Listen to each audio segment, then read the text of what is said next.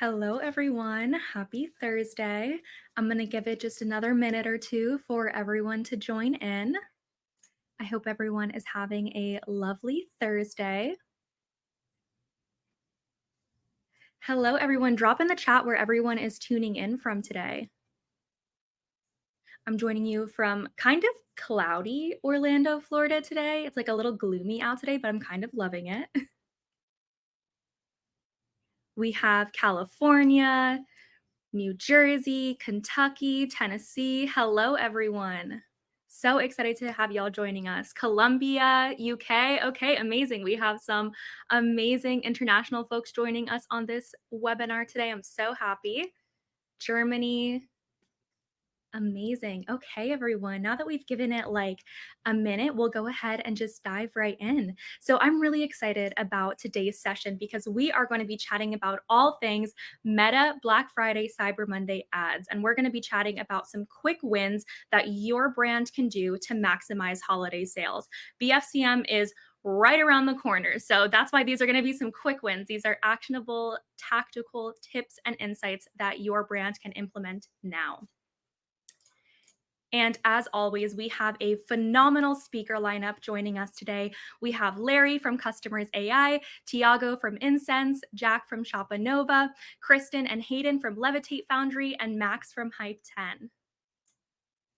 And it simply would not be a Triple Whale webinar without some giveaway prizes. So our speakers today have graciously provided some fantastic giveaway items for today's webinar. I'm so excited. And as usual, for anyone who has attended in the past, y'all know after each session, I kind of just scroll through and choose our winner. But for anyone who has not joined us, and this is your first whale watching Triple Whale webinar, hello, welcome. We're so happy to have you. But the way that the giveaway works is all through chat engagement. Stay engaged in that chat because the way that I choose our giveaway winners after each speaker's session is I literally just blindly scroll through the chat and choose our winner. So the more engaged you are, the more messages you're sending in the chat, the more engaged that is a higher likelihood of winning one of these amazing giveaway items. So if a speaker says something that you agree with, if you have some other ideas to add in, definitely put that in the chat. Okay, and with that said, I'm going to go ahead and stop sharing my screen and I'm going to go ahead and pull up our first speaker. So joining me up on stage, we have Larry Kim, who is the CEO and founder of Customers AI. Hello, Larry, how are you? Oh, I think you're muted, Larry. Doing great. Thanks for having me on today. Of course. Yeah, feel free to go ahead and pull up your screen and I'll let you go ahead and take it away. The stage is all yours. All righty. It's right here. And sorry, the end of this thing here. Let's go to the top here. Okay. You can see my screen here? Yes? Can you just confirm that you can see my screen here?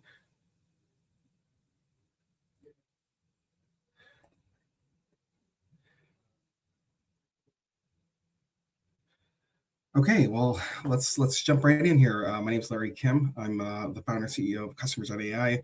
Great to be here today. I'm going to talk a little bit about data-driven meta remarketing ads on steroids. I'll be sharing you my top 3 meta ad hacks for middle and bottom of funnel dominance, just going into our Black Friday, Cyber Monday season. And as I said, I'm the founder and CEO of Customers AI. We're an identity resolution company that works with 1,000 brands in the D2C e-commerce B2C space.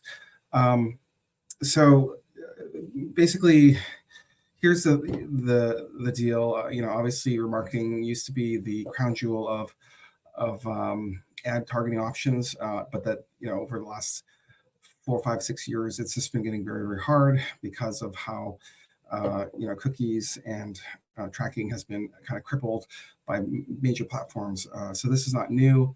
And in my topic today, I'm going to share with you some tips and tricks on how to break through barriers and how to restore this audience signal in a compliant way. And just before getting all the tips and tricks, I wanted to introduce myself a little bit. My name is Larry Kim. I'm the founder of Customers AI. I'm also known for creating another ad tech business over the last decade called WordStream, which was the world's largest ad automation platform for Google Ads. Maybe you've heard of WordStream or me. That was my first startup. I started that in my 20s, and it was exciting to work with tens of thousands of businesses, managing their ad spend, over $1 billion of ad spend globally. Are you back here? No? Okay. All right. So back to our story, we're talking about the top 3 meta ad hacks for total dominance here of your ad campaigns this season. I have 3 new ideas for you today to share with you. One has to do with targeting sort of untargetable targets. Another has to do with like integrating server and client-side data signals, and also this idea of feedback loops where you kind of iterate and improve your targeting through iteration. All right, so let's talk about my number 1 idea on how to increase revenue. It has to do with collecting first-party data, or collecting and enriching your first-party website data and putting it into action. So what Customers.ai is, it's an identity resolution pixel. You don't have to do anything. You don't have to get people to fill out forms or sign up for coupons or anything. We just tell you who the heck that person is, Mark Shelby or whatever is on your website. We will then load that data and populate it into a Customers.ai dashboard with all their information. You can see it says like their contact information, what pages they visited, like what was their scroll depth, like how, are they a repeat visitor, et cetera. So we can just give you this information on a significant fraction of your website visitors, maybe 15, 20, 25% of your visitors, and it's pretty awesome. We through a series of comprehensive integrations with email service providers and CRMs, we're able to kind of one-click that data from our platform into whatever platform that you're using for follow-up or at email or ad automations. And I just wanted to share with you like some numbers in terms of how this typically results in revenue. SmartCove is a sort of an electronics company with home electronics, and we can ID about 20% of their anonymous website visitors over the last 6 months. It's about 55,000 high intent contacts. So what that means is like we don't necessarily want to ID everyone. Like if they visit a blog post for 10 seconds, it's probably not worth their time. But if they spend a good amount of time researching, hitting key pages, hitting certain engagement thresholds, like we can choose to then ID them. Those are configurable settings. We push that information into various Klaviyo segments, and this has generated, a verifiable, $250,000 in attributable incremental revenue based on emails that we sent to those people. It's basically a 25 times return on investment compared to what the solution costs. And this is very typical. So this is a very high leveraged kind of channel. My number 2 idea today is using this data to 10x your remarketing performance by generating custom audiences, which we can then enrich using server-side data and signals. So what the heck does this all mean? Well, remember what I was saying earlier, is that remarketing really is like the crown jewel of remarketing. Like it outperforms like non-retargeting ad targeting methods by easily 10x. Like typically you see a 2 to 3 times more likely to engage, like higher engagement rates, as well as 2 to 3 times more likely to convert. And so when you multiply that through, you do see like an order of magnitude better for remarketing versus non-remarketing. So like the idea is pretty simple. It's to kind of extract as much value as you can from your remarketing audiences before proceeding to spend ad budget on the non-remarketing audiences. The problem here, of course, is that the Facebook ad pixel sort of that was the thing that was powering the remarketing campaigns. It's just been a little bit broken or significantly broken ever since it's gotten blocked by Safari and iOS and Firefox, etc. And so the question is there a way that we can kind of get back to the glory days of ad targeting on Facebook, given the current browser and iOS situation?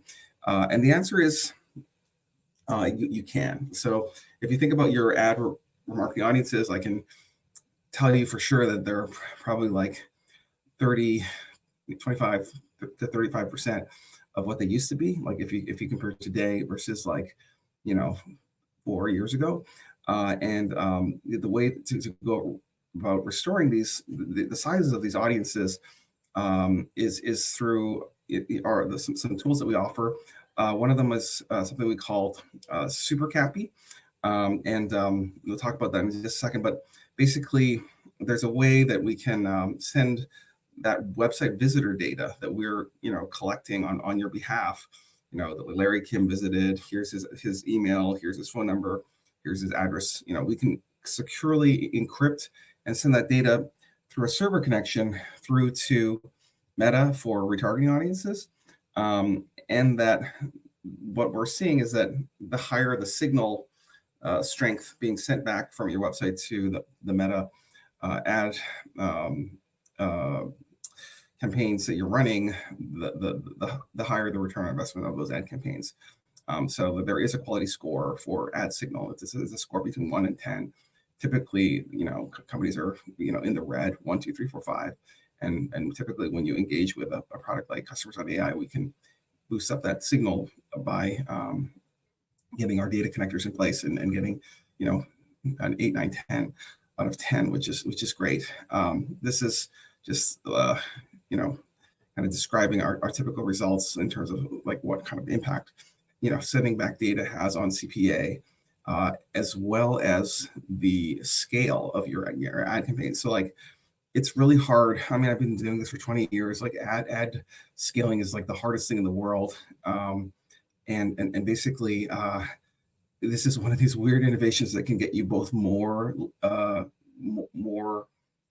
completions or more completed conversion actions through Meta, but also while reducing the CPA. And the reason we're able to do this is because we're sending back signal that is completely lost. Here's a kind of a case study for BV8 Off-Road that used our Pixel technology to repair their ad signal. They went from like a 0 to a 5.8 in event match quality score. We sent tens of thousands of visitors into their custom audiences, which they were able to retarget to, resulting in a 30% decrease month over month. So we're just sending tons of event data, 90,000 additional events sent, over a very short period of time. My third idea and last idea for today has to do with just now that you know that this technology exists, there's ways of leveraging this to change your ad objectives and potentially going after cheaper campaign objectives rather than bidding through the wazoo, going after the conversion actions, which are very very expensive and competitive. Yeah, basically it's just saying that ads like Google and Facebook ads are, they do increase every quarter relentlessly by, low, like high single digits, low double digit costs per like increases, like percentages quarter after quarter after quarter for 20 years now. There's different campaign objectives that you can choose, going from, completed sales versus like, cheaper types of actions like clicks. You might be wondering, how the heck do they know this? It's like these auctions, what they do is they kind of profile you. Like if my wife is the kind of person who, when she clicks on something, she'll buy everything. So she would be in this kind of lower category of sales. Myself, on the other hand, I like to research everything. So I might fall into the kind of the traffic objective type because I'm less likely to purchase it right away. And so that's how these things work.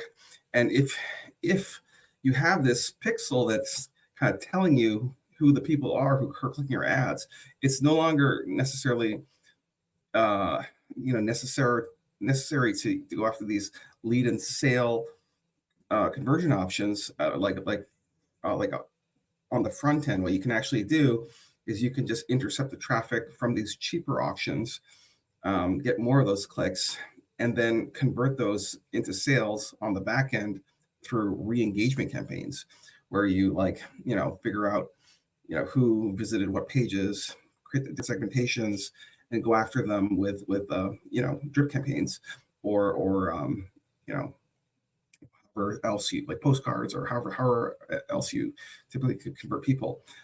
So I think that's very exciting. We have a customer who's doing this, Harvest Hosts. They had a pretty typical 4% visitor email capture rate. We got that significantly higher. Their ad costs went down by 28%, email revenue up by 35%. We're generating you know over six-figure recurring revenue numbers in just a very short period of time, and we're their most profitable channel in terms of incremental lead gen channels. So in summary, scaling ads, it's the hardest thing in the world on one hand, but on the other hand, if you have this magical technology like this, very powerful way of leveraging data that you might not be using, and then piping that into different campaigns, or perhaps changing the objectives of the campaigns to profit.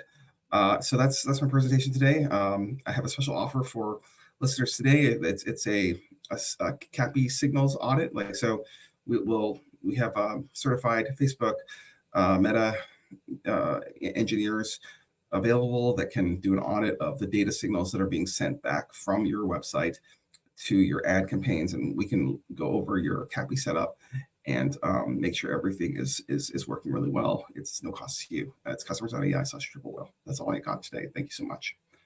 Thank you so much, Larry. And I have to say, I highly, highly recommend that everyone take Larry up on their offer of the Meta Ads CAPI Signals audit. Here at Triple Whale, that's something that we've been also speaking about heavily, and the importance of Meta Conversions API. So highly recommend that everyone tuning in take a look at their audit.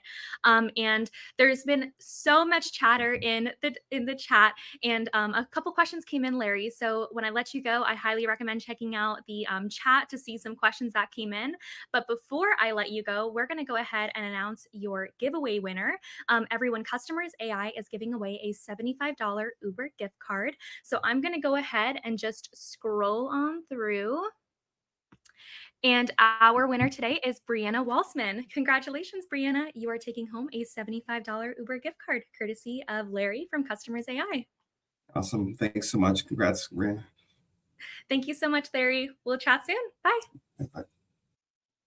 Okay, everyone.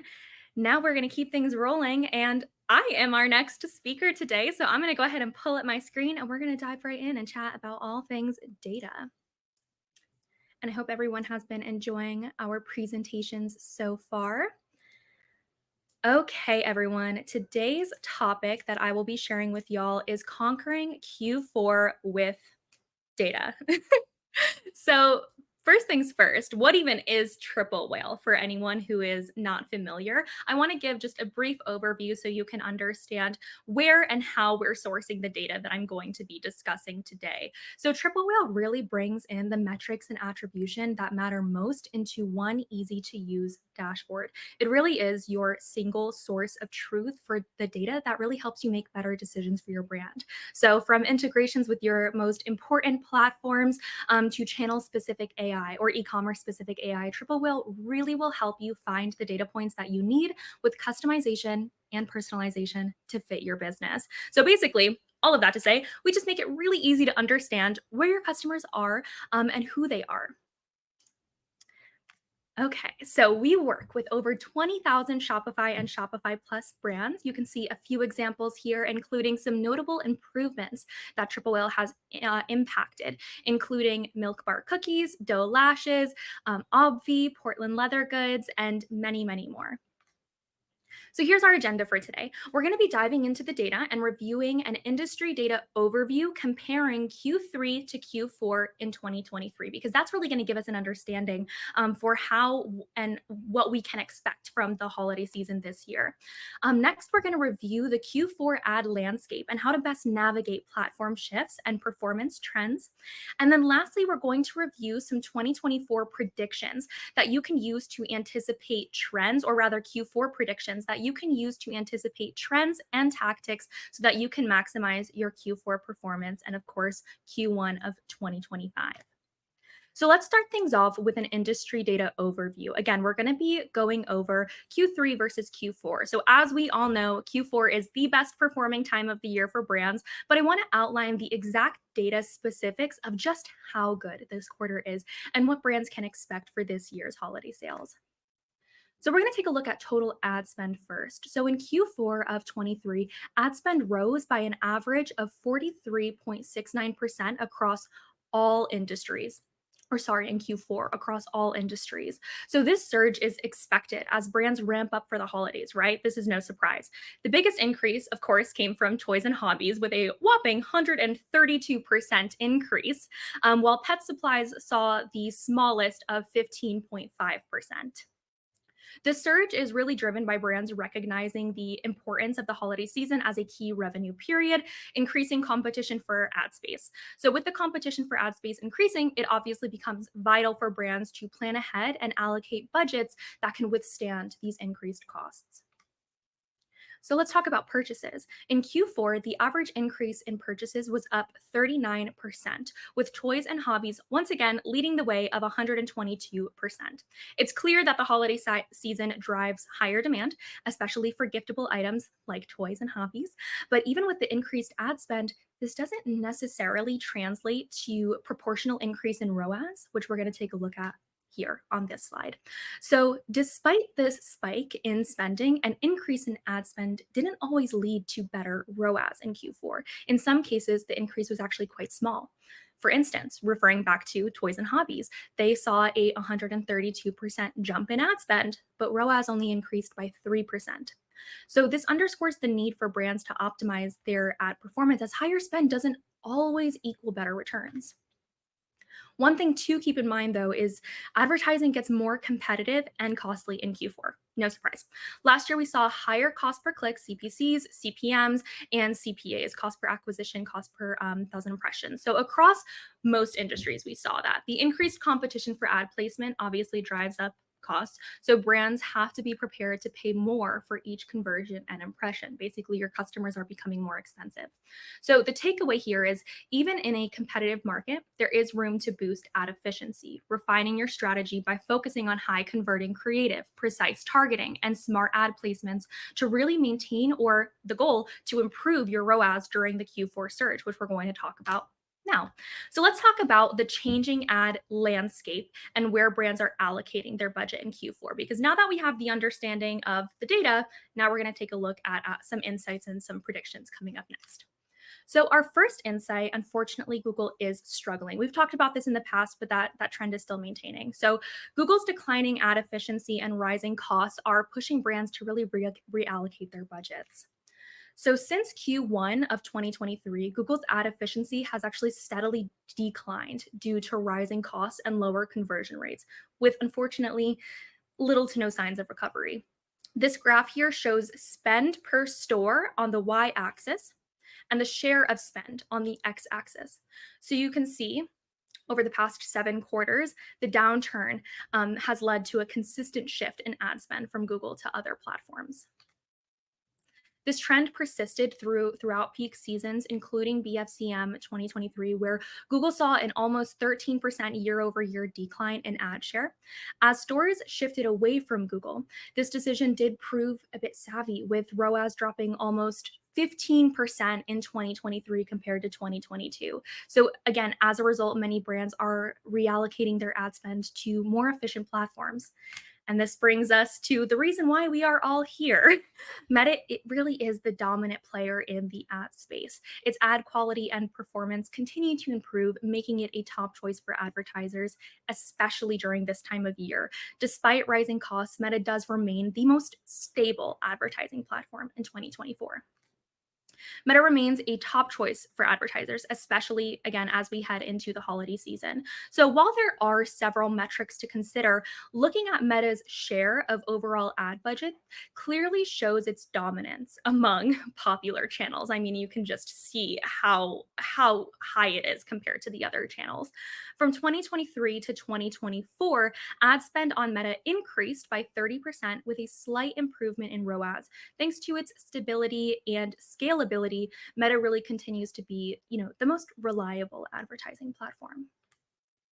And our third insight, TikTok's growth continues. So while it hasn't significantly shifted ad spend, away from Google or Meta, it does remain highly effective for brands with smaller AOVs. And I did want to mention it in today's session, for any of our brands that are joining us today, that do have some experimental budget, who are most likely putting the majority of their budget towards the topic of today's session, towards Meta, but maybe they have a little bit left over and want to experiment with some TikTok creative, which is worth it based on some of the data that we have here. So TikTok's ad efficiency keeps improving, especially for brands with lower AOVs, with an average AOV of around $40 compared to Meta's, which is 90, and Google's, which is 70. So TikTok is ideal if you have a lower priced product or more of a product that can be impulse bought. So while its ad spend share remains pretty modest, ROAS has risen by nearly 23%, and CPAs have dropped significantly as well, making TikTok a very cost effective choice for customer acquisition and driving impulse driven purchases.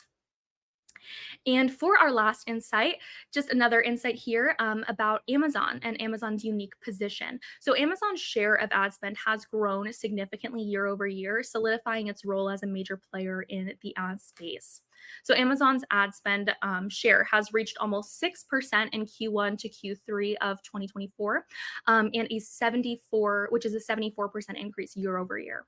So, Amazon's unique advantage is owning the marketplace where its ads appear, giving it a distinct advantage over other platforms. This is evident in its high conversion rate of 12%, significantly outperforming other channels.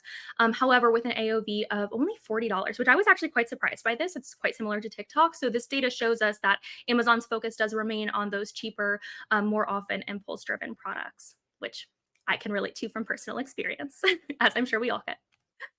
And now let's go into our Q4 predictions. So Triple Whale's Q4 predictions are based on last year's data and early insights from this year. So we have three key predictions for the rest of Q4 and some actionable strategies that you can start implementing right away for your Meta ads. So our first prediction, no surprise here, and I'm sure we've already been feeling this, is record high ad costs. So in Q4 of 2024, we can expect ad costs to hit their all-time high, surpassing those of Q4 2023. And this surge, of course, will be fueled by increased competition. So, despite record high ad costs, there is still time to make some strategic adjustments that can drive success in this challenging environment. So, in order to maximize your performance, we recommend focusing on three main areas. One, optimize for conversion rates. Fine tune your website. Make sure that every single click counts. Small improvements, right? Like refining your landing page, streamlining your checkout flow, add some personalized product recommendations. These can have a really big impact on boosting conversion rates, right? Because the ads that you're showing on Instagram, on Facebook, you want that same experience to translate over onto your landing page to create a really seamless shopper and user experience. So definitely focus on optimizing your post-click journey. Next, focus on standout creative. So, obviously, with Q4's ad overload, it is crucial to capture attention with visuals that are compelling, targeted, and relevant to your audience. Um, Take inspiration from last year's top brands, right? By analyzing some of their successful campaigns, you can adopt similar tactics. And a pro tip when you're testing new ads, aim to outperform your current best performers. Sometimes looking beyond your own data is key for better results. And then number three, boost your AOV. I have been talking about this tip since last year. The brands that are focusing on increasing their AOV are the top performing brands. And one way that you can do this is through product bundling. So, as ad costs are rising, increasing your average order value is going to become crucial. So, focus on strategic product bundling to maximize each conversion and improve your margins, making your ad spend therefore more efficient. So, tools like Triple Whale can help you identify frequently purchased products, enabling you to create bundles that align with your customers' preferences. So you can use, if you're interested, our bundling analysis tool, which will really help you track performance, adjust in real time, and improve your sales and average order value. And you can evaluate how your promotional bundles impact overall sales and profitability, therefore refining your strategy. And our next prediction, more brands, and why we're all here, are going to be shifting more of their ad spend to Meta, especially as other platforms experience diminishing returns or rising costs. So, to maximize your performance on Meta, here are some three winning strategies that we have. The first one being advanced audience segmentation. So, highly recommend making sure that you are targeting the right customers, the right prospects. You can do this through Triple Whale CDP to leverage some robust targeting. This is going to help you boost ad relevance and ROAS. And of course, everyone loves a personalized experience. Therefore, targeting and segmenting your customers is really important to provide that personalized experience. Next, focus on dynamic creative testing. You want to continuously test different ad formats, messaging, and visuals. During right now, since we are so close to BFCM, take caution with some of the testing that you're doing, right? You don't want to be testing all new things right now given the time frame that we're at, but what you could start testing for is for the holiday season in December. You do still have a bit of breathing room there if there are some new ads that you want to try testing, but for right now, since we have BFCM just a few weeks away, stick with what you know works for right now. But keep this in mind as we're going into next year as well, to start testing right away so that you can have this data ready for BFCM next year as well. And then lastly, prioritizing mobile first experience. I feel like this is not a surprise to all of us. We know most users are browsing on their phones on mobile. So make sure your ads and landing pages are 1,000% mobile optimized to increase conversion rates and minimize that drop off. I'm sure we've all experienced it before. We see a beautiful ad, it comes up on our Instagram or on our Facebook, and we click it, and then their landing page is just not fully optimized for a mobile experience. It's like weirdly zoomed in, or text is cutting off, or it's just not cooperating. That right away is just going to make a consumer click right on out of there. So make sure, especially for Black Friday, Cyber Monday, that your page is fully optimized for a mobile first experience. And for our final prediction today, the strongest brands won't just aim just for a higher AOV or conversion rate. They're also going to optimize per visitor metrics like revenue per visitor, RPV, or CPMs, cost per thousand per visitor. So, per visitor optimization aims to maximize the value of each site visitor by focusing on revenue and profit per visitor rather than just AOV or conversion rate. So, some of those key metrics to keep in mind are RPVs, which is the average revenue generated per visitor. CPMs, which I'm sure we're all familiar with, but why prioritize these metrics, right? We're all pretty familiar with what the metrics are. Why are they important? The first reason why is the holistic view. So RPV and CPMs per visitor provide a more comprehensive look at site performance, which really is going to help integrate conversion rate and AOV. profit focus and profitability, of course, what we're all primarily focused on. So, tracking your profit per visitor is actually going to ensure growth is sustainable and maximizing profitability, not just your sales volume. And then, lastly, customer acquisition and efficient customer acquisition at that. Brands with high LTV focus on optimizing RPV to attract more customers for the same ad spend, which is going to help you drive long term growth.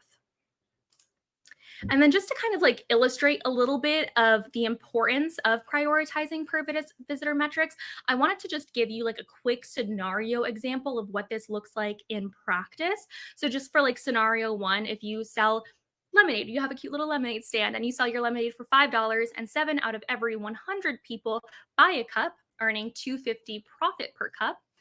And then let's say in scenario two, you actually decide to bundle your lemonade with a cookie for $8, but only 2 of 100 people buy, generating $6 per bundle. The key takeaway here is at first glance, the second scenario might actually appear a little bit more effective, as you have a more profitable per sale. However, the first scenario actually is more effective because it's most likely going to drive more purchases despite smaller sales, resulting in a greater profit overall. So again, this is just to keep in mind that as you take away so many different tactics and tips that I mentioned today, make sure that you're focusing on your RPVs, because the leading brands who do focus on optimizing RPV and CPMs per visitor, it's going to attract more customers, boost profitability, and sustain growth, helping absorb higher ad costs and enhance ROAS. And that concludes my presentation today. I'm going to drop a link in the chat for y'all. But if you guys are interested in exploring Triple Whale, we actually have a free analytics tool. I know y'all are probably like so focused on getting everything ready for BFCM and holidays. So the free dashboard is a great way to just like get in there and start playing around with things. And then if you're interested, you can explore adding it to your tech stack later on. So I'll drop this in the chat for you all to have today. And I hope you all enjoyed my presentation. With that said, I'm going to go ahead and keep things rolling, and we are going to pull up our next speaker on stage.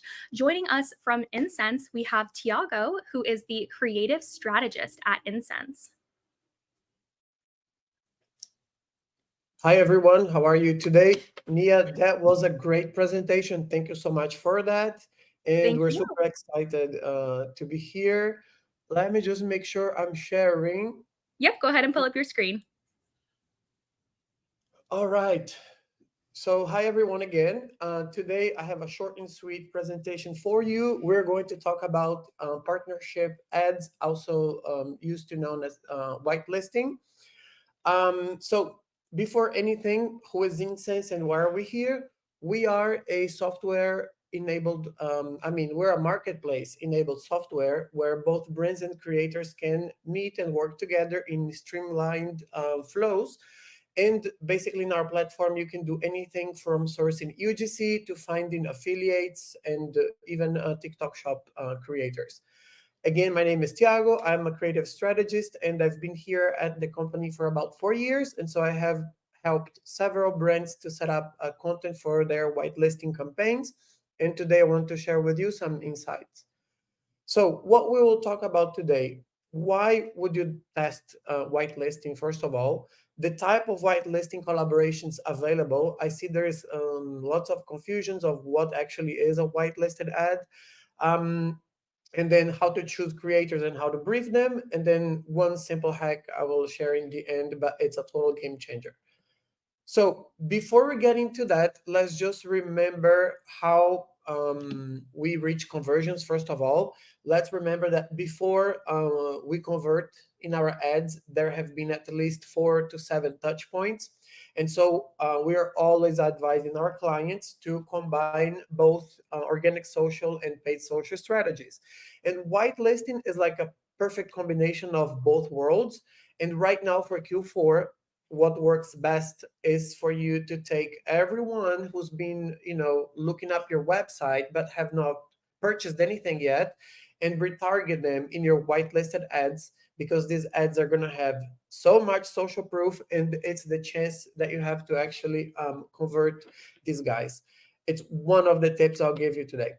And so why should we do whitelisting? First of all, So the number one thing about these ads is that it's very different when people are scrolling and they see lots of ads and then they see an ad which is actually coming from an influencer account. Some people get tricked and they think it's actually a post, and some other people they understand it's an ad, but it does give to it some value, and it's usually using the influencer voice. Also, the content uses it's usually native style content, so it's also increases the engagement. So Meta is reporting that at least that the main metric that is benefiting clients right now is a drop in their CPA rates of at least 19%. And that's also something that we've been observing here at Insense, that this is a great strategy to lower your acquisition costs.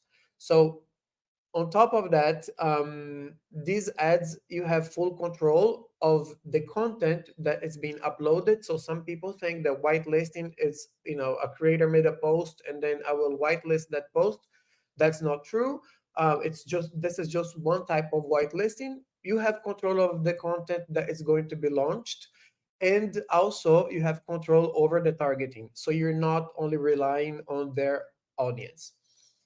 Then let's talk about the types of whitelisting, right? So there is the most common, the one that we work mostly with here is what we call dark posting.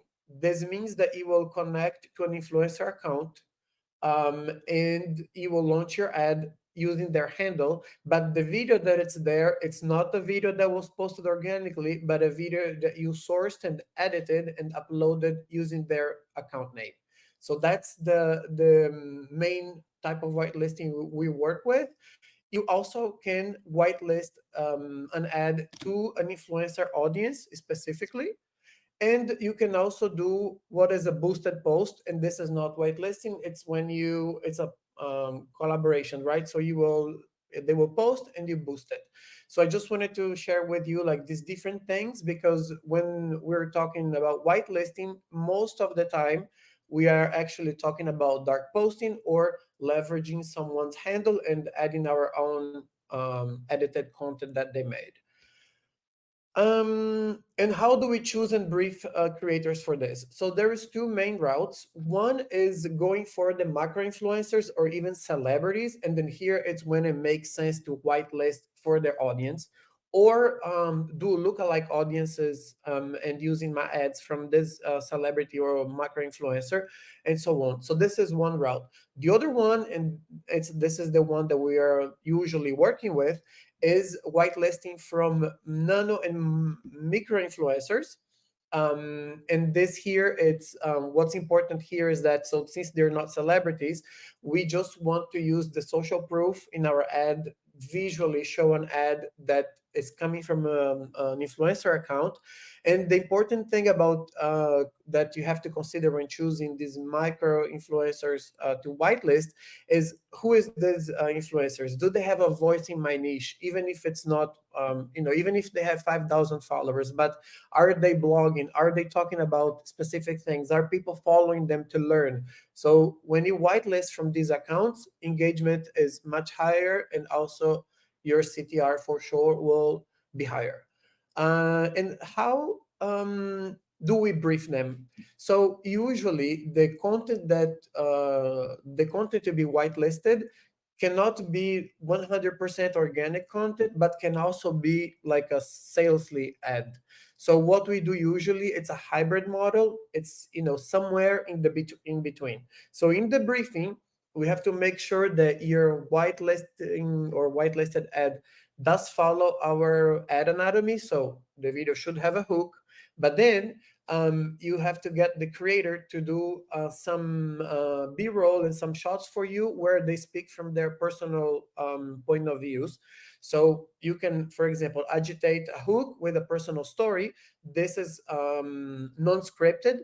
So, and then you have a product demo where is it scripted, where you tell them specifically what to do, and then we go back to maybe a testimonial shot where it's also not scripted, and then a CTA. So you combine these things, post produce them, and then launch behind the influencer account. Um, right now for Q4, if you already know some influencers and creators that worked with you in the past and they did an amazing job and they resonate with your brand, it's totally the time right now to grab these guys, give them a brief like this, and launch these ads as whitelisted ads. It's going to really help your campaigns. A simple hack also that I want to give you, but it's super valuable as we know from our clients, is that it's a great idea to test in an ad set the same video as the regular business as usual ad and then a whitelisted ad and see whether the whitelisted ad will outperform or not your regular ad. This will give you lots of learnings, and I've seen some brands do this type of testing in different scales, and then some people were like, wow, really whitelisting is the way for us, and then they just scale that and focus on whitelisting for most of their ad campaigns. So the only way you can know if this is also a path for your brand is by testing. Um, some tips, very simple for the holidays. So ask your creators to engage other people in the videos, their kids, their friends, just to give the content this warm holiday vibe. You can also ask our creators or influencers to dress up in holiday costumes. It's also very good for hooking. You can use your amazing Black Friday, Cyber Monday sales in the content hooks. This is also a way to grab people's attention, especially if you have like huge discounts. And then just overall, when asking for content for whitelisting, typically we give them the brief and then we also ask for B-rolls. So right now it's a great moment to ask them to take your product and do some aesthetic shots around Christmas props. So you can use that in your whitelisted ad, and just overall having them with holiday festive decorations around will also be helpful. Again, we're Insights, we're a marketplace and software for brands. Also we have an integration with Meta, so we streamline and simplify the process of connecting to their accounts to do whitelisting. So if you do it through Insights, it's a very simple process. And today we have an exclusive offer for you. You can use this QR code and you can schedule a strategy call with us to talk about last minute plans that we can do for your business. And we're also giving out $200 for your first campaign with Insights. And I think I went through everything. Thank you so much. Thank you so much, Tiago. That was an amazing presentation.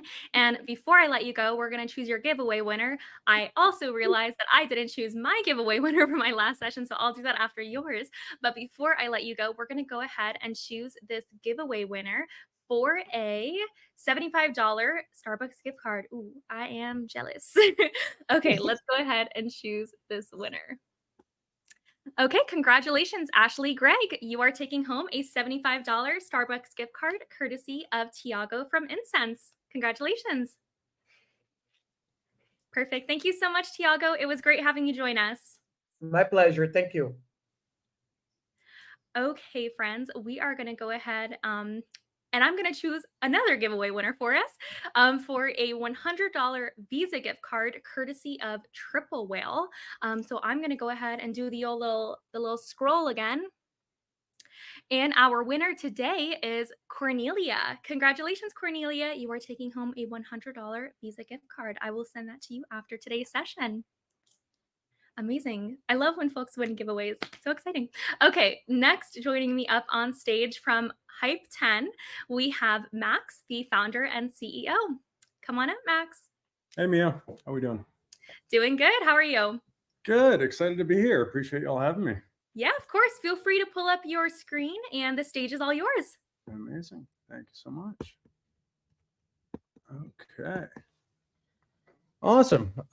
So before we kind of dive in here on some meta tactics to keep top of mind throughout the course of Black Friday, Cyber Monday, just wanted to give a brief introduction of myself. So I'm Max Langwell. I'm the founder and CEO of Hype 10. We are a performance marketing agency based here in New York City. We launched 3 years ago. And in that time have grown to 23 employees, and we currently work with about 35 direct consumer brands. We basically have 3 core offerings that we focus on: paid media management, creative, and landing pages, all focusing on acquiring new customers on behalf of our clients. This will be my 8th Black Friday, Cyber Monday weekend where I'm managing accounts. This will be the 8th year also that I am not able to spend time with my family, as we all in the e-commerce industry know that is a challenge during this weekend, but we all sign up for it. Some of our current clients on our roster include Dagny Dover, Marine Layer, 10,000, CrossFit, Aaron Condren, and Dose. So yeah, it's a bit about me. And the first thing I wanted to talk about was basically how to identify and understand how you should be optimizing your initiatives throughout the course of this weekend, and what is most important to your holistic business during this time period. I think collectively, we are all cognizant of the fact that 2024 has been rather challenging in the e-commerce industry for a host of different reasons that I won't get into. But because of that, there is a certain expectation that this particular weekend and November in general is going to make up for maybe some of the downward trends you're seeing relative to last year, or trying to make up ground relative to your forecast. And so the anticipation here, given that reality, is that a lot of brands are going to be heavily discounted, number one. And in conversations with our clients, oftentimes what we find is that brands will kind of just like throw out a number and not necessarily understand the impact of that particular discount percentage on their bottom line, and how they need to adjust their customer acquisition cost targets, their MER targets, so on and so forth during this important time period. So different questions to ask yourself, right? Number one, what is the lifetime value of your buyers during Black Friday, Cyber Monday of last year? Do we have the same cohort maturity that's coming to fruition during this sale period, or is it different, right? Do we anticipate that it's actually going to be much lower? And then do we need to potentially optimize slightly differently because of that reality? Generally speaking, what we like to optimize off of is a contribution margin. If it is a subscription brand, what we're looking at, generally speaking, is an elongated contribution margin on a 1-year basis. So you can see in this current graph here as an example where, like, if we were trying to optimize on contribution margin for this particular brand on day 1 of that acquisition, then what we would want to optimize for is a $50 CAC, ideally spend around $150K, and then basically that would be, in the kind of optimal point of that contribution margin, as you can see here on the bell curve. Now, if we move towards the right here, because this is a subscription brand, as an example, the 1-year contribution margin, the target changes completely, right? Because we know that this particular cohort of individual is going to mature, and it's going to be in our best interest if actually we spend a little bit more aggressively in order to bring those people, to get them to subscribe, if you will. So yeah, be very clear with your media buyers, with your entire team, about what you need to come to fruition in terms of your customer acquisition cost and your MER targets, so that they can be properly empowered to make decisions that weekend in order to maximize, what it is that you are looking to achieve. Awesome. Taking a look at some discounts by vertical from last year, just to kind of set the stage of how to be competitive depending on the vertical that you're operating in. So beauty and cosmetics, the vast majority of brands in this vertical, basically like 30% off or lower, right? So it was not very heavily discounted. On the flip side, health and wellness really was all over the place in terms of the brands that are included in this list. We have 15% off, and then we also have up to 60% off. It's really a massive gambit here in terms of what people were offering. And then lastly, I think like most frequently on the clothing and apparel side, we do see this verbiage of up to, right? And it's very clear that apparel brands are trying to, when that is the case, it's usually, as we all know as consumers, it's probably 5 or 10 particular SKUs that are actually discounted at this 60, 70% rate. And they're just trying to move through that inventory, but potentially that could be right move for your brand in this particular time period, because you don't want that to be sitting on your shelves for, until next season comes around. Awesome. All right. So now getting into just like quick tactics and things to be mindful of, like as it relates to Meta in particular. So the first thing is to check with your Meta representative if you have one, or if not, your internal team, and make sure a couple different things. Number one, pay down your bills ahead of this weekend. So if you're on a credit card and that is your primary funding source for the ad account, make sure that you pay it down. Make sure that you maybe even talk to them about opening up your limits so that you can spend amply during that time period. You do not want to be that one brand where you get cut off on Saturday and then you're basically pause for a day or two. It's going to be a nightmare, and it's just not worth it having to explain that to your board or your boss. The other thing to always check is the daily spend limit on your ad account. So every single Meta ad account has a daily spend limit associated with it. And if you intend on ramping up your spend, you need to make sure that you have ample room on that spend limit in order to be able to do so. Awesome. Some other media buying tactics to be mindful of. So this is one that I've been doing for many years now. Basically, during this time period, as we all know, CPMs are going to get crazy. Mia talked about it. And with your existing customer cohort, or even like warmest potential customers and remarketing retention, you can actually optimize for a lesser qualified event with the intention of taking advantage of a lower CPM. So as an example, right, if I want to get in front of people who are lapsed customers, right, so they haven't purchased from me in 13 months, let's call it. That's how I've defined lapse for this particular brand. Then what I might do is actually take that segment, build it in Klaviyo, parse it into Facebook, and then optimize for something like view content, right? And the reasoning for that is because instead of paying $50 or $60 CPMs during this weekend to optimize for purchase, I already know that this is a qualified individual. I just need to get this sale messaging in front of them. So you can basically bring down your CPMs, increase your reach, and still get the same message in front of the same individual. DPA frames. I love DPA frames. Basically, here's an example for marine layer on the right.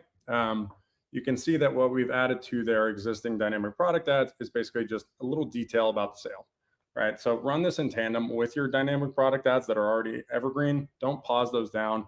Just run them in tandem with one another. I would also recommend testing different attribution windows as another potential tactic. So basically, if you're leveraging, let's call it a 7-day click attribution window traditionally, a 7-day click, 1-day view attribution window traditionally, test into a little bit of 1-day click during this weekend, because you're basically telling the algorithm to serve to people who have shown the propensity to buy in a very fast manner. And that's what you're looking to do. You're looking to maximize your revenue on that particular day.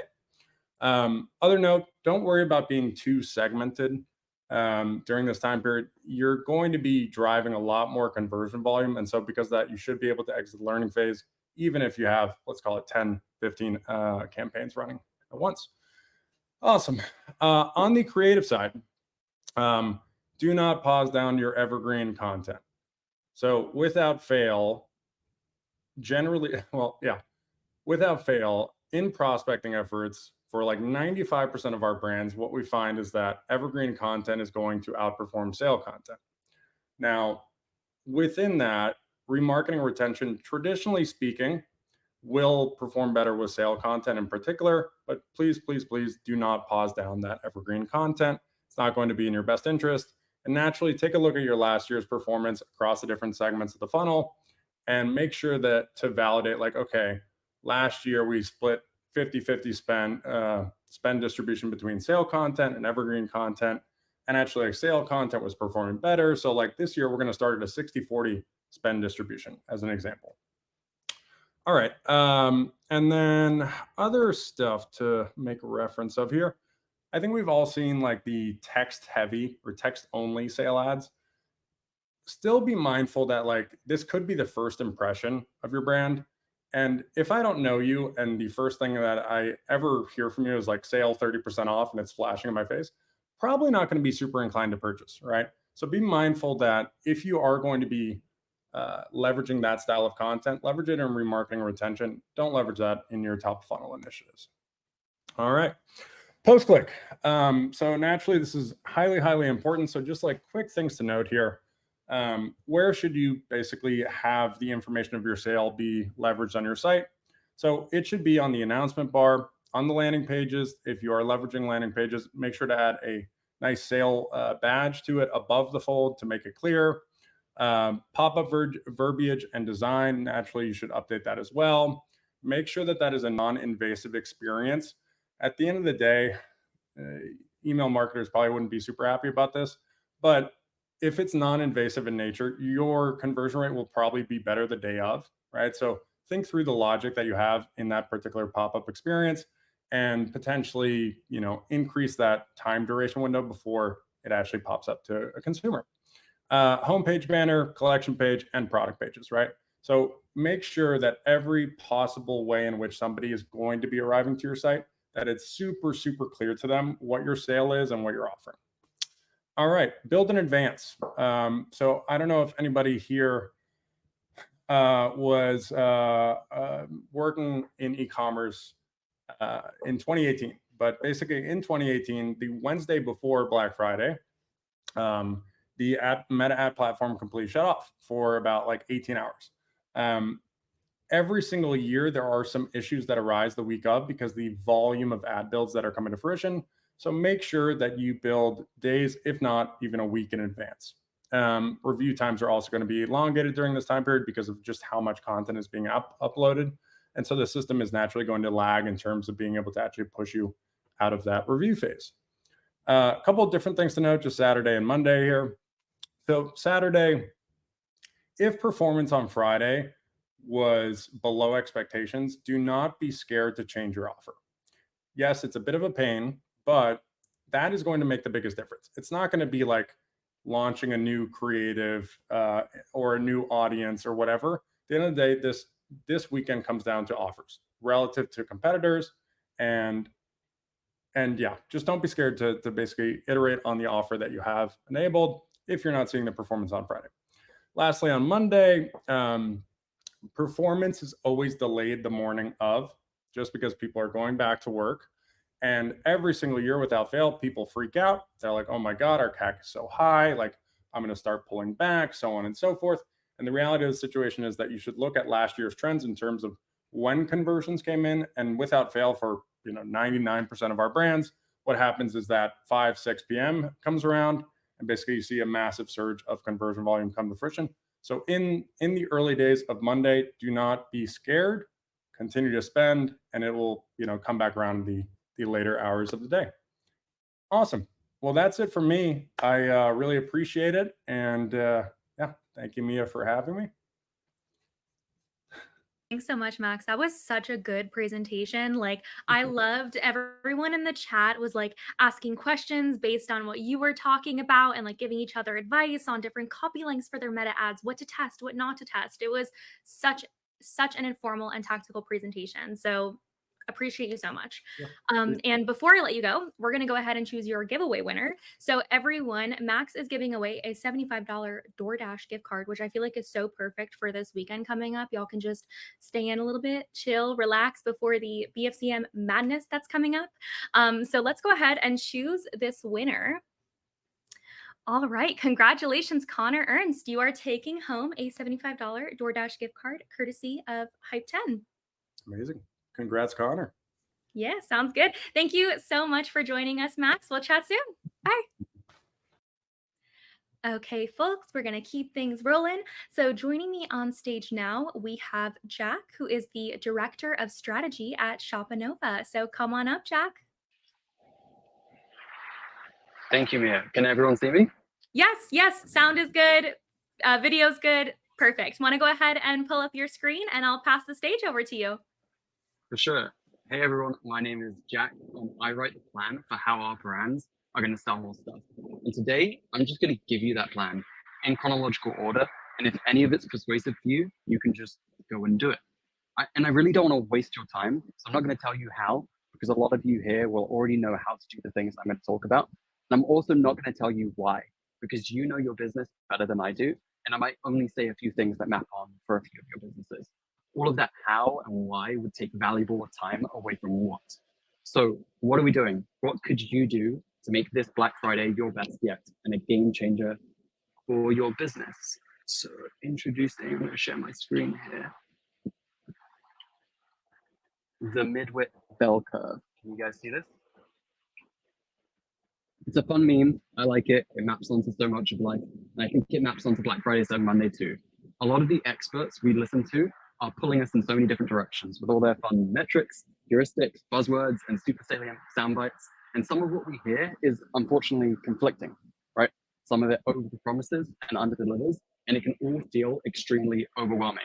And on either end of that bell curve, sell more stuff. That's what we want to do. Do you really want a lower CPC, or do you want to make more money? Do you really want a 300 ROAS, or do you want more profit dollars, right? Before we jump into what to do, I want to tell you a little bit of what not to do. And it's what I did with one of my brands. We bought our inventory 100 down, and to keep the math simple, none of this math is real, let's say it was 1,000 units at $40 per unit. Those unit costs are super high, but we're just trying to keep the math simple. So let's say we're buying made in America or something, right? 1,000 units at $40 cost per unit is $40,000 in costs. That's an upfront capital expense. We're down $40,000 off the starting block, but no problem. We're going to make it back. We have an AOV of $100. So if we sell through all 1,000 units, we're looking at $100,000 in revenue. After that 10% of the cost of getting your product to your customer's door, shipping, handling, payment processing, etc., we have keystone margins. 50% unit costs, 50% gross profit. So on an order per order basis, $50 in landed costs and $50 in gross profit on every sale. Played out over all 1,000 units, that's $50,000 in unit costs and $50,000 in gross profit. We're just trying to keep the math simple here because it can be a little bit complex, we're slaying this down. So now it's time to make money. We have a great Black Friday, Cyber Monday sale. We spend $25,000 on marketing. We have a marketing efficiency ratio of 25% or a ROAS of 4, and we sell through all 1,000 units for 100,000 in top line. And it takes us less than 2 weeks. We haven't even got to Black Friday, Cyber Monday yet, and we're already out of inventory. That sounds great, right? But it wasn't for 4 reasons. Unit profitability was the first. If we were going to already sell through that inventory, why sell through it so fast? Why spend so much on ads? Buyer intent peaks on Black Friday weekend, and we had no inventory. So sure, our CAC and our ROAS looked awesome comparatively compared to October. But it would have been better if we'd spent less and sold through that inventory slower or to returning customers, which brings me on to logistics. Our labor costs shot up to meet the demand. Customer service too, because our fulfillment time suffered. So our customers were sometimes waiting weeks, if not months, to get their products. So we took a hit on negative reviews and worse, LTV. But it wasn't just fulfillment times that damaged our lifetime value. We had no stock. Across our bestsellers, in this example, trying to keep it simple, but for us, it was across our bestsellers, the stuff that no one wanted, no one continued to buy. So our products couldn't be purchased by our customers until we restocked. We had to buy more. Which brings me on to the last problem, buying back inventory. Let's say our goal for the next quarter was 2,000 units. We're going to double our business. At our $40 cost per unit, that's $80,000 in COGS. Maybe we could negotiate, right? But we're just keeping the math simple. And at $100 AOV, that's 200,000 in top line. So let's break down the math of how this growth looks. Take away the cost of 1,000 units, that first 1,000 units before sale, minus 40,000. This is the cost of our inventory. Add $100,000 in revenue. This is from the sale of all 1,000 of those units. Take away that 10% of the cost of getting our product to a customer's door, those variable costs, and take away another $25,000 in ad spend, 25% MER or 4 ROAS. We're left with only $25,000 in contribution margin, contribution towards our fixed costs and buying back inventory. So we've got no inventory left, right? Take away 80,000 for our inventory buyback, and whatever our fixed costs are, our regularly recurring operating expenses, things like paying for Shopify, paying for staff, and we have no cash, right? Now we have to finance our inventory buyback. So that was a wild ride, and it actually wasn't all that bad in the end, but this year we're gonna do a little bit better, and this is what we're doing. Start Black Friday as soon as possible. Use promotional offers that have proven to work. You might have already started your Black Friday, Cyber Monday week sales. You might be waiting until Black Friday, Cyber Monday weekend. Don't take it from me. Brands like Obvi have already launched their Black Friday, Cyber Monday sales. I got an email on November 1st saying Black Friday is live. We're going live this weekend. All right. We're using an up to X% off offer for the most part. We're setting up both slashed through pricing and discount codes because people like to use discount codes. We're keeping those discount codes nice and simple and easy for people to spell, right? We're discounting products we find hard to sell higher, and we're discounting products we sell through easily less, if not at all. Our goal is new customers, so our marketing resources are spent on new customers. We want to set up existing customer exclusions. We want to set up new customer conversion events with whatever CAPI tool you want to use, like Triple Whale's Sonar. We want to create ads based on ads that have proven to work, not for our brand, but for the market at large. We want to launch ads on multiple platforms. Moving on. We want to use Triple Well Sonar for data enrichment. We want to use our best-selling products in our ads. We're going fishing with our best bait, right? Just because we have lots of product doesn't mean it's a great product to put into our ads. We want to consolidate our campaigns and benefit from economies of scale in data collection.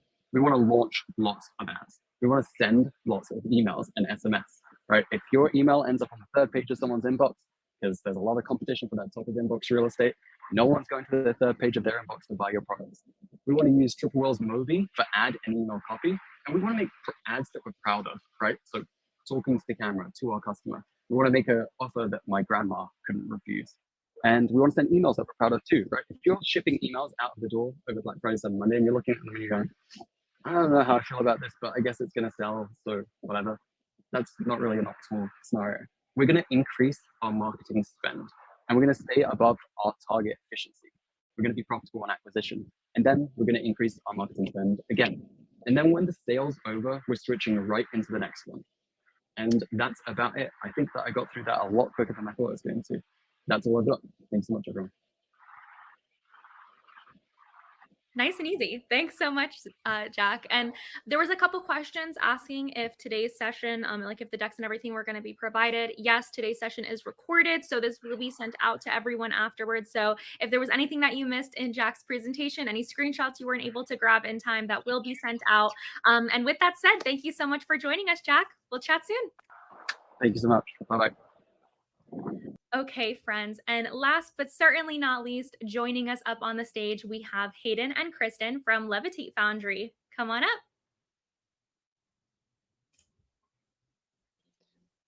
How's it going, everybody? We're so excited to be here today. And so without further ado, let's hop into our presentation.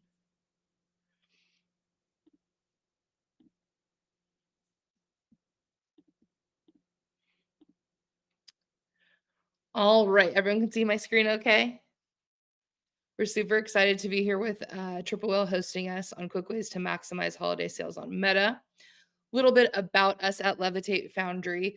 We've worked to launch some awesome brands, including Liquid IV, EOS, Makeup by Mario, as well as many others. One of our other claims to fame is we are the largest female-founded Shopify Plus partner agency in the United States. So we're super excited to share our expertise today. Specifically, I'm going to speak on how we can leverage top of funnel and middle of funnel objectives for increased exposure and more ultimately Black Friday, Cyber Monday sales. So most brands, our goals are to help our clients reach and motivate their audiences to purchase multiple times throughout whatever the pre-Black Friday, Cyber Monday initiatives through their Black Friday, Cyber Monday, and maybe even post into that Q5, as we call it sometimes, New Year's after Christmas component. And the best chance of executing this, of course, is just packing that funnel with a bunch of eyes that have attention on your brand. So just a little bit of stats here. In 2023, Black Friday and Cyber Monday generated $9.8 billion in online sales, which was up 7.5% from the previous year. Meta's share of that conversion value was 62.4%. We've heard it today. We continue to hear it again. Meta still is king. The amount of eyes that Meta helps facilitate on brands is just unsurpassed so far. So keeping that in the mix, sometimes clients say, is Meta still king? And the answer I always tell them is yes. So what's the challenge? Of course, the challenge is how do we amplify our sales funnel during the time of year when CPMs are the most expensive? So just a little bit more stats or food for thought is in Q4, CPMs increased from $13.28 in 2022 to $16.31 in 2023. Not a huge jump looking at the Q4 to Q4 comparison, but if we look, the average for October of this year, CPM was $8.95. So if you consider the highest CPM of last year being $16.31, that's almost twice the CPM you're going to look going into November and potentially December.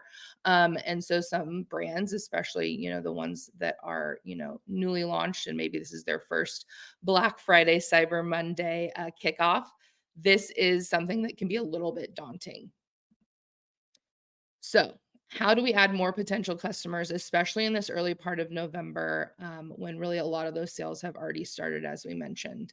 Leveraging meta objectives that are less costly than a conversion objective at that top of funnel are some great ways to do so. So, for example, landing page views, I would suggest be very specific. Test PDPs on products that you're really going to be highlighting and pushing, whether it's the product mix for this season or specifically in your Black Friday, Cyber Monday sales offers. Also testing, of course, custom landing pages with like gift guides or things like that that are, seasonal. This will allow you to really get people in the season and the spirit. One of my favorite newer top of funnel objectives is the IG traffic campaign. This is especially a strong objective if you have great content and engaged followers on your social media.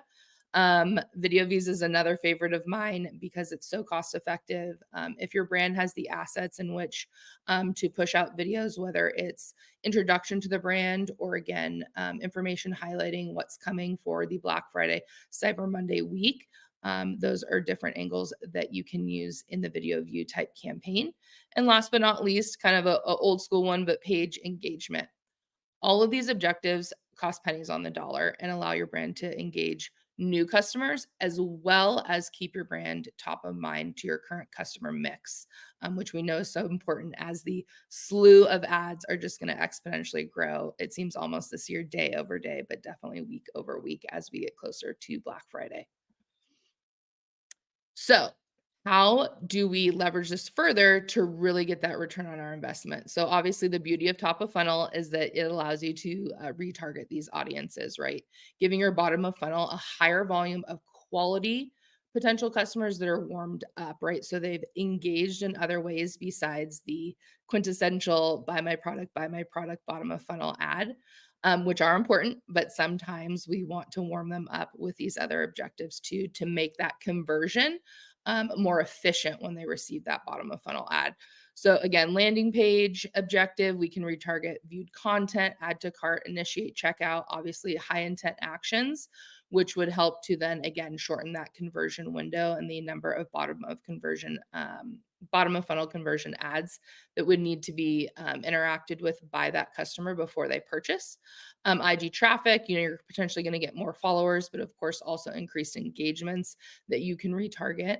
And then last but not least, video views, retargeting either percentage of that video viewed or time viewed, kind of depending on the length of those videos. And again, looking at those different opportunities to kind of use the scalpel to hone in on the higher quality, higher intent based off of how much time they've invested in watching those videos. What about the middle of funnel? So middle of funnel objective, especially for this time of year, that's my favorite, would be the lead generation, capturing those emails and SMS signups.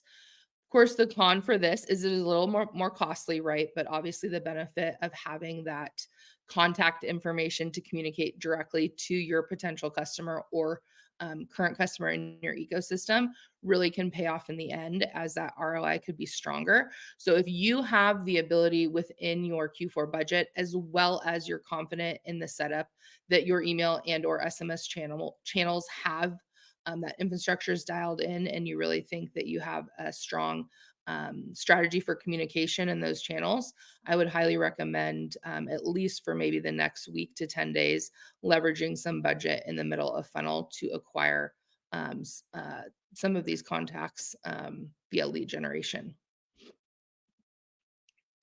So really in summary, to execute this, choose 1 to 2 top of funnel initiatives that make the most sense for your brand. Invest significantly over the next 1 to 2 weeks just to get as many possible. Obviously, again, those costs are going to continue to climb. After those 1 to 2 weeks, of course, you can switch that budget over to your bottom of funnel initiatives. Step 3, determine if budgets in your email and SMS infrastructure will facilitate an effective middle of funnel strategy. If so, check off that box too. And then obviously, last but not least, retarget with those bottom of funnel BFCM sales ads to convert and make this year's BFC the best yet. And as the meme game says, may the odds ever be in your favor, and wish you guys all a successful BFCM. Thanks, Kristen. Great. So to piggyback a little bit off of what Kristen shared, I have some examples here as well too on what we can do to really take advantage of multiple campaign types and objectives. I have some stats here as well as some examples of ads that I've been served over the past couple of weeks, just for some examples of real life best practices. The first thing that I was thinking of when I was going through this was when I was growing up, Meta ads, even Google ads. Google was kind of starting to do ads, but it definitely wasn't somewhere where I was seeing things that I would want for Christmas. The JC Penney catalog was that one-stop shop for my childhood holiday needs. It was like 1,000-page catalog that would get delivered usually sometime between October and November. And I would spend hours going through and circling, oh, I want this specific paratrooper GI Joe that I can throw off the banister and see if his parachute really works, or the spelling leapfrog thing, or the hit the bullseye tool. Nowadays, things are very different here. JCPenney no longer ships their catalogs because everything is so focused online. And with that, a lot of the consumer trends have changed. Um, this is a stat from 2022 where only 26% of holiday purchases were impulsive during that Cyber 5 week. So individuals are really planning in advance what it is that they're going to be purchasing. A very small portion, only about a quarter, are brands that are impulsive where they weren't planning on purchasing prior. Online shoppers who are active on social media use on average 10 touch points to inform and evaluate purchases, inspired by an influencer. So having those awareness campaigns early on is essential in keeping the brand top of mind heading into Black Friday, Cyber Monday, as well as reaching new shoppers unfamiliar with the brand. This is a great example of the most recent Call of Duty release, where for several months in advance, they ran ads with this actor who's titled The Replacer. Essentially, the premise is he'll replace you at your job, with your family, whatever your responsibilities are, so that way you have time to play the game once it does release. They didn't have any purchase call to actions with this, like pre-order now or set a reminder. It was really just to have that awareness. They did some very smart collaborations as well too, like with the NFL Network and Barstool Sports, to make sure that once you did start getting retargeted with the ads, the brand was very top of mind. Then with pre-sale and early access, really driving some traffic to your website. Ahead of peak deal periods, shoppers, you really need to sell them on your brand value and differentiators. As of October of last year, 40% of consumers had already started their holiday shopping, and 30% said that they're finding information or researching specific brands or products. Then 55% are looking for gift ideas or inspiration. See's Candies is a brand that I typically don't purchase from, but have some older family members in my life that love the brand. And I started getting these traffic ads about 2 weeks ago with their upcoming turkeys, where it was something where I could set a reminder and visited their website. So that way, when it does come a little bit closer to purchasing this gift, that I'll be reminded, especially something like this where it's a perishable product. I'm not going to be ordering it in October to gift to someone in December. I need to be reminded between then and now. And Seas Candies had a great strategy here in place with that. Then finally, once your sale period hits, you really want to make sure that you're using best practices and focusing on those conversions. Um, Americans who shop for major sales events have different opinions on when the best time to do so is. 15% say before Black Friday and Cyber Monday, 33% say during, 15% after, and then about 22% say it doesn't matter because the entire period has good deals. So having multiple sale ads ready to run in advance during your promotion period, including early access, Black Friday, and Cyber Monday, is key. These are some great examples of ads from brands that I purchased from this last year. Hexclad does a great job of really highlighting it is the biggest sale of the year. Purchase now because there's not going to be a better deal between now and the end of the year. They started running this early as well too. And then, like Kristen did in her presentation, utilizing memes is a great way to stand out from a lot of the other ads that your potential customers are going to be seeing. This is a great example of a true classic, highlighting the sales, their biggest sale of the season, take 40% off their packs, and then have this meme that you stop to read a little bit more than your average sale ad would. So we'd encourage everyone to utilize all of these campaign types. Time is running short, but there definitely is still time to start running both those traffic, awareness, and have your sale campaigns ready to go as soon as possible. Thank you.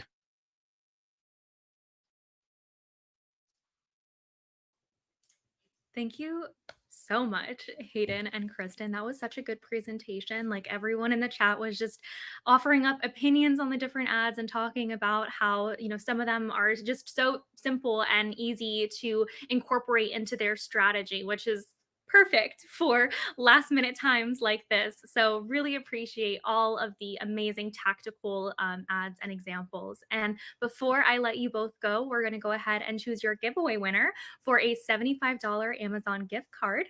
And so now we're just going to scroll on through here. And our winner for today is Sonia Kainth. Congratulations, Sonia. Sonia, you are taking home a $75 Amazon gift card courtesy of the Levitate Foundry. Congrats, Sonia. Amazing. Well, thank you so much for joining us, Kristen and Hayden. We're going to keep things moving now. And actually, they were our last speakers. So that is all for today's session. But I have one more thing to talk with y'all about before I let you guys go. Okay, so if you guys enjoyed today's presentation, I highly, highly recommend tuning into our upcoming webinar next week, which is going to be our ultimate all-day workshop. This is for all of our procrastinators because we are going to be talking about last-minute 2024 holiday prep. I'm going to drop the link in the chat so that you guys can go ahead and sign up. But highly recommend joining it. Like it says, it's going to be all day. I'll be your host all day. So if you like me as a host, come tune in again. We're going to be having a great time with more giveaway items and just some amazing tactical presentations. So with that said, everyone, thank you so much for joining us today. It has been such a pleasure being your host. And I hope you all have an amazing rest of your day and an amazing weekend. Goodbye, everyone.